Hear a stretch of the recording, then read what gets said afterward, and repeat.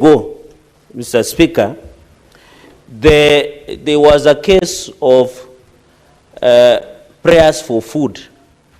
Mr. Speaker, what is the ministry doing, apart from these challenges, to address the issue of school feeding program, not only in Kilifi, where children have to shout, Hare Krishna, Hare Krishna, Hare Krishna, for them to get something to eat, Mr. Speaker?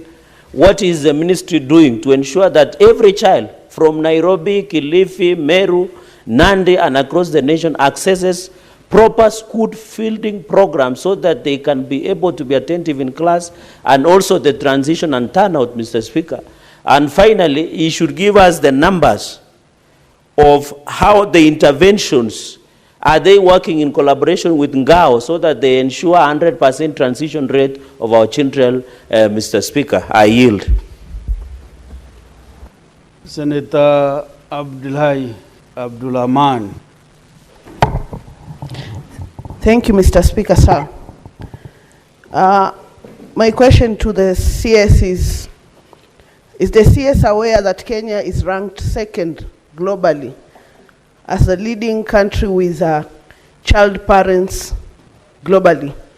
2, is he agreeing with me that young parents or child parents are a constituency in itself, and that the Children Act cannot be a remedy to the disease that we are facing as a country, and that it is time for the ministry to speed up and help I, as the sponsor of the child parent, the care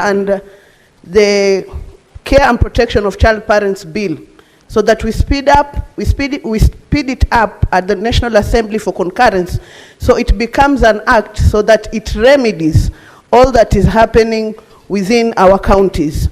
Given that Kilifi is no longer the leader in child parents, the statistics given by Kenya National Bureau of Statistics, it is that the Ma community is now leading with child parents. Can you give the question, or do you need to be assistant to know? My questions are 3. No, you can't ask. In one, no. Actually, I'm asking the CS if you are to know the Mr. Speaker, I'm asking the CS if he agrees that the problem that we are facing, given that we are ranked second globally with children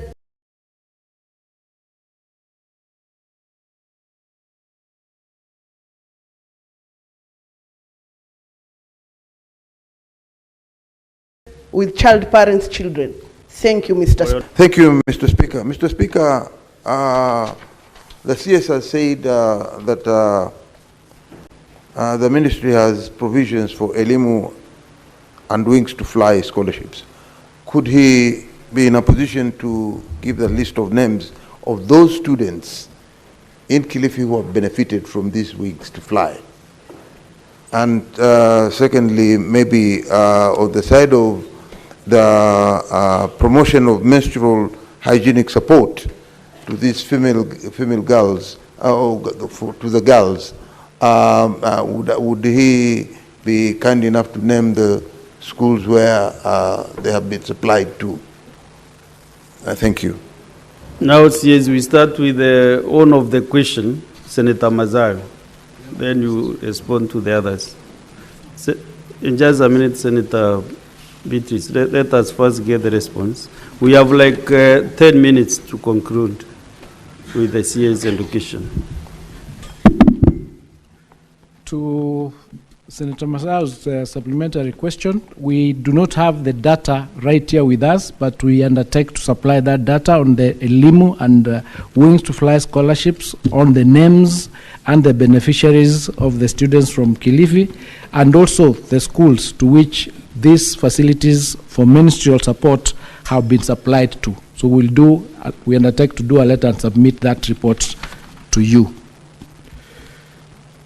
To Senator Sifuna's question on the number of cases that have been prosecuted, this is to inform the Senate that the cases are prosecuted by the DPP, and we do not have the numbers as we speak, but we can get in touch with the DPP and supply the data to the Senate of the cases that they are currently undertaking relating to the sexual offenses and teenage pregnancies of the children across the country, including Kilifi. So we undertake to supply that particular data because it wasn't really part.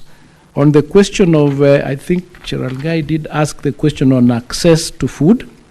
Currently, the government is having a school feeding program where we are feeding 2.6 million children across the country.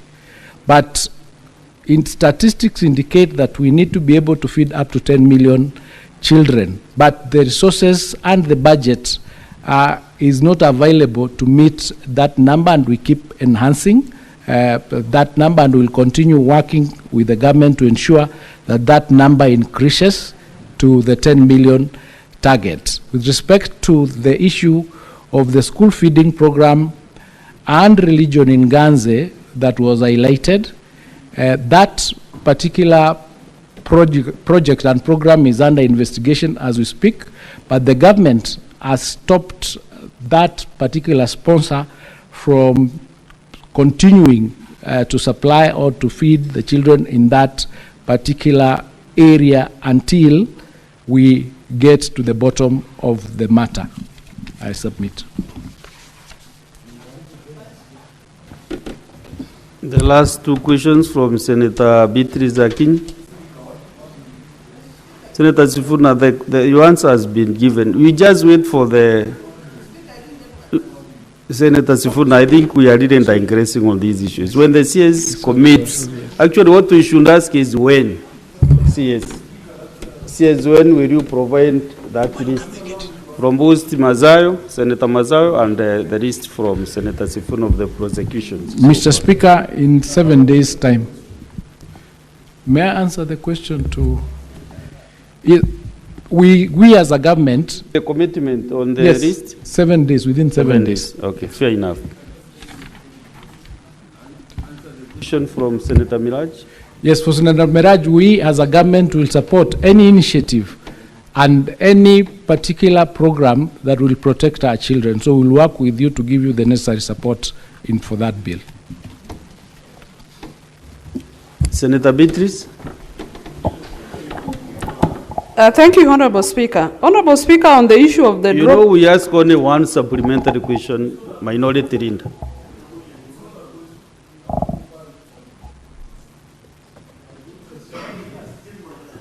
Thirty seconds. And my Minority Leader, you are not there to direct the chair on what to do. Speaker, you know you are the minority side, but not to direct the speaker. You are not my Minority Leader. You lead your team, not the chair. Speaker, I would pray that you don't get upset because this is a very delicate conversation we're having. Actually, the point that I wanted to make is the Ministry of Education is a custodian of our children. Knowing what happens in some of these areas, you might not find a complainant. Our expectation is that the ministry is a complainant. The ministry has figures, 6,000 teenage pregnancies in Kilifi. They are the custodians of the data of the victims. So for somebody to refer us to the DPP, Honorable Speaker, is to be disingenuous. They should be the ones actually being the complainants in these cases. That is the point that I wanted to make. The minister is trying to run away. They are the ones, if they have the data of the victims, how can they not have the data of the perpetrators? Unless this ministry doesn't understand how pregnancies occur. That's Funa. But he has 6,500 pregnancies, early pregnancies. I think the figures are not accurate because like Meru, we have a serious problem. Yesterday I saw Meru is reading in this thing. So the figures, you need also confirm the figures and give us the list because it's higher than 6,000. That's just for Kilifi. Senator Beatrice. Honorable Speaker, I was amazed that my SG is talking about a way in which pregnancies occur. I only know of one way, but that is besides the point, Honorable Speaker. Honorable Speaker, that is besides the point.